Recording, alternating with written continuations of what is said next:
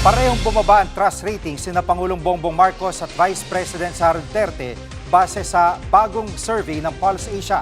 32% ang nagsabing malaki ang kanilang tiwala kay PBBM. 54% naman ang nagsabing malaki ang kanilang tiwala kay VP Sara. 2 puntos ang binaba ng trust rating ng dalawa kumpara ng Setyembre. Tumaas naman ng tig-10 puntos ang performance ratings ng dalawa.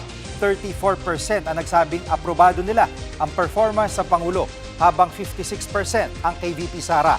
Ginawa ang survey noong December 12 hanggang 15 sa gitna ng investigasyon sa flood control scam. Ayon naman sa Malacanang, hindi iindahin ng Pangulo ang pagbaba ng kanyang rating kung ang dahilan nito ay ang pagpapaimbestiga niya sa korupsyon na nakakaapekto sa ating ekonomiya. Tama lang daw ang desisyon ng Pangulo kahit hindi ito popular. Mga kapatid, Jig Manikad po, pagdating sa mahalagang balita sa loob at labas ng bansa, dapat una sa lahat, mag-follow at mag-subscribe na sa social media pages ng News 5.